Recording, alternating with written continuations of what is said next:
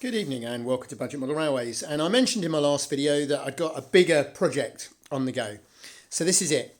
Now it's worth staying with us because I'm going to talk a little bit at length possibly about why this is an exhibition layout, my thoughts of what I wanted from an exhibition layout, why this hopefully will meet all those, as well as a little bit about construction. And it's going to be a little bit different. It's going to be a Japanese railway, so I'll talk a little bit about why I've made that decision as well. And show you some of the parts and bits and pieces to go with that. So hopefully a lot of you will stay with me for this. So yes, as you normally know, I'm a real big fan of Inglenook layouts, but I usually make teeny Inglenook layouts, about that long. So why is this one all of a sudden that long? And it's 1.6 meters long, which is pretty big actually. You're into almost 00 territory there. But it's only 24 centimetres wide, which then brings you obviously back to some of the advantages of N. And it's the usual thing that to get this in 00, it would be 3.2 metres long by 50 centimetres wide. So you're still gaining some benefits. I'm just going to do that in old money. So it's 63 inches for those of us in old money by about 9.5. So how did I get here? Well, I wanted to talk a little about the concept. So I've always done round and round exhibition layouts, ovals, quite nice because you've always got trains running and you can talk to people. But I really would like to demonstrate, I get so much fun out of shunting and particularly out of the Inglenook puzzle. And I wanted to do that and I did at one time think about doing O, but I need about 14 feet. I could obviously do 00, but actually if you look at one of my earlier videos, tension lock coupling's not so great for that. And they need some work. So I'm going to get a cup of tea because I've got a bit of a man's cold and I'm losing my voice. And more importantly, what I wanted to do is I wanted to demonstrate that you could shunt in N using just standard Arnold couplings, which is what we've got on the wagons. One of the problems with a small shunting layout in N, which I could do, and my current little shunting Inglenook is about that long, is really and truthfully it's too small to have any presence. So if anybody's ever done a trade show, if you have a 1.5, 2 metre long trade show, somebody takes 2 steps and they're gone. They've missed you. And exhibitions can be very similar. If it's too small, nobody will notice it. So I wanted to make it big enough that people would notice it. Now, what I also wanted to do very much is make it an interactive layout. So basically that I'm not doing the shunting, that the people who've come to visit is shunting. So I want to be able to put a big sign up that says, have a go at shunting and engage. So I need a bit more space to do that. And it then occurred to me, and like a lot of my projects, lots of ideas come together at the same time, that I got these big Kato wagons, Japanese wagons. So they're twice the length of a Pico short UK wagon.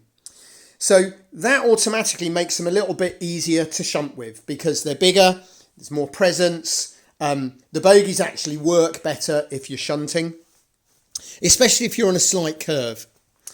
And I have almost enough of those wagons. So that then made me realise, well, okay, bigger wagons, we need a bit more length. As much as I like Pico set track, I found Pico set track very occasionally not particularly reliable. It does need a really good clean. Whereas obviously Kato track, always utterly reliable.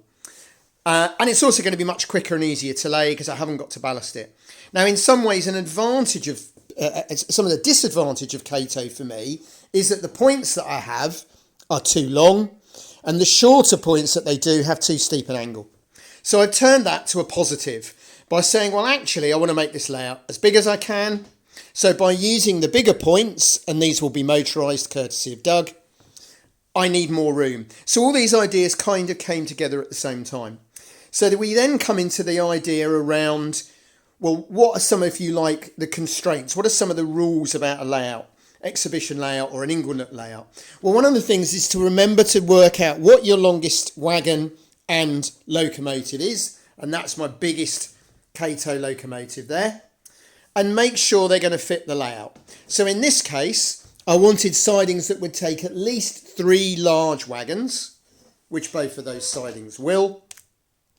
And that, by chance, gives me a back siding that will take 5 large wagons. Now that then gives me 11 wagons. I only need 9 to make an inglenook work, so that's fine. So that gives me that length. A few other little things. We need a little straight after a point, just to straighten the bogies before the curve. I also wanted to avoid it all running in parallel lines with the edge. I like a slight curve in it, which we've got there. And then the important thing then is your head shunt. Oh, kick the tripod. The head shunt must be long enough to accommodate your largest loco and however many wagons you want to pull. So I'm making a bit of a bodge job of running this along there. And I want to be able to pull 5 large wagons. So there you go. I've got a head shunt, a loco, 5 wagons. In fact, it will take 6. So that came together quite well. I don't need a separate fiddle yard because it's classic inglenook. Somebody's only going to have a go. I only need a loco and the wagons. I don't need to be able to change anything for people to be able to have a go. So it can all be scenic. And that length needed to be 1.6 by around 24, 26 centimetres. Bit of luck. I have a couple of floating shelves bought from my local tip recycling site, about £3 each. And I happen to have one that's 60 centimetres and one that's a metre. So some things are just meant to be. I've got exactly the boards I need. I did, however, have to buy some timber.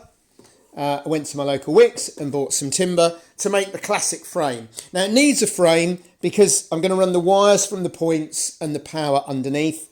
And I'm going to have my controller in here. And I'm going to get me or Doug to make a little control panel. That will take one of our controllers and 2 switches. So the controls will be at the front, in the middle, because that's where the shunting will take place. It's no good putting it like I did in one of my layouts all the way down there, because you want to be able to use one hand to uncouple and one hand to work the controller. Now, that timber cost me £12, so I would think that baseboard has cost me, well, if we say £20, it won't be more than that. And it only took me about half an hour to build. Some simple timber work. It's got some cross bracing underneath. So £20 for a baseboard, which I don't think is too bad. Now, big shout out to Mark and his good lady in America, who very kindly donated us some Kato track. Doug's nicked a lot of it for his cabin layout, but I have some points left and had a little bit of track. Not quite as much as I wanted, so I did go out and buy a few little extra bits of Kato track just to finish it off. And that added a similar sort of sum to the cost. So I then realised that I can do this relatively cheaply. Not as cheap as I would do some of my budget, but this brings up an interesting point. Freelance is the cheapest way to make a model railway because you can simply buy whatever you can get cheap.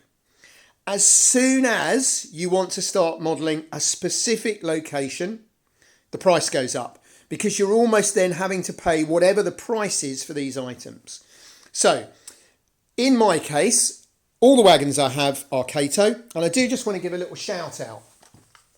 I picked these up this week from Train Tracks, which a lot of you will know. These are brand new wagons. These are brand new bogie wagons. Now you can go online and see what a UK outline bogie wagon will cost you, and it's between about £15 and £40. These were, including postage, £8.20 each. So that's £8 for brand new wagons. So that's one of the big advantages of the Japanese. I can pick up the locos ridiculously cheap. That large loco there, big large diesel, cost me £50. So I've got a lot of Japanese, very cheap Japanese locos and rolling stock, and the locos are particularly good shunters, and I've got 2 or 3, some of which I paid £30 for. So I decided to do a Japanese layout. I could freelance it, but it's a great opportunity to actually say, well, look, I've got Japanese locos and rolling stock, let's run it Japanese. I don't want too much on here because I want the train to do all the talking, and I don't want anything in the way to interfere with the shunting. So it's going to be a diesel, potentially steam. I'm not going to put overhead wires on it. But it has meant that I've had to shop around a bit for Japanese structures. However, eBay is very good. I picked that up on eBay. That's Atomic Station building there. Well, it'll want painting, but it was half the cost of new. That's the base for a Kato Japanese freight yard. Now, I did buy that new, but I bought it at a discount, again from Train Tracks. And actually, that was still substantially less than buying new items for a UK outline. So, yes, this is costing me a bit more than I would normally, but actually, by buying bits secondhand, and in any case, the Japanese stuff is much cheaper than UK outline. So when this is done, it's going to be a really interesting layout. It's going to be a big N-gauge Inglenook shunting layout, 1.6 metres long. It's going to be Japanese, and it's going to be designed expressly to allow people to have a go at shunting at an exhibition. It'd also mean I can sit and run it at home, although it does take a lot more room. It only just fits on the dining room table. And I'm not sure at the moment where I'm going to store it. In fact, what I think I'll do, I've been selling all my 00 rolling stock and locos to fund this and other projects, and that's continuing. And I do have quite a large N-gauge layout, and I suspect that what I'll end up doing is having to sell that so that the space it lives in, this can go in. But I am very interested in doing this. I went through all my old Continental modelers the other night, picked out I've got several years worth, picked out all the Japanese layouts to get some idea of colours and how it's going to look. And I think I can do this quite simply, have some buildings and structures down. I've managed to get a few more things cheap on eBay, some a Green Max signal box and some huts and a few other little buildings, just to give it that Japanese feel, because it is actually the buildings that sets it aside in many ways.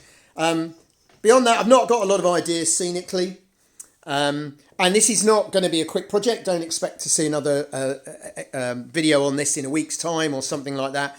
I'm not due to exhibit until May. Obviously, if anybody else wants to invite me, that would be great. But we're due to be at Shunting in May. Big shout out to all my friends at Shunting Model Railway Club, of which I'm a member. So I've got until May, so I don't need to rush it. I am enjoying doing lots of shunting on my other little Inglenook siding layout as well. I've got to get the shed sorted. A few people have asked about the shed. The shed needs repairing. It needs insulating, and that means the layout's got to come out. So the 00's got to come out. Quite a lot of stuff's got to go. It's got to be sorted, and then we're going to rebuild an N-gauge one in there. Now that was going to be freelance, but I'm leaning now towards making it Japanese, purely because the Kato and Atomic stuff is so good. I've got a reasonable amount of it at very good prices, so it's possible, but that's really a next year thing. So there we go, a relatively long video. I'm sorry it's a bit talky, but this is about designing layouts and concepts. So, you know, I'm afraid it's a bit of a talky video. But there's quite a few things to take on board there. How I plan a layout, some of the constraints you've got to think about, what I'm trying to achieve with this layout. So it's quite unusual for me. There's quite a bit of planning. You know, normally I don't plan anything. But this is going to need a little bit more thought and a little bit more time. But I am really excited about being able to run some of this really good Japanese locos and rolling stock on it. So there we go. Thank you very much for the few of you, I imagine, that are still with me 13 minutes in. And look forward to updates.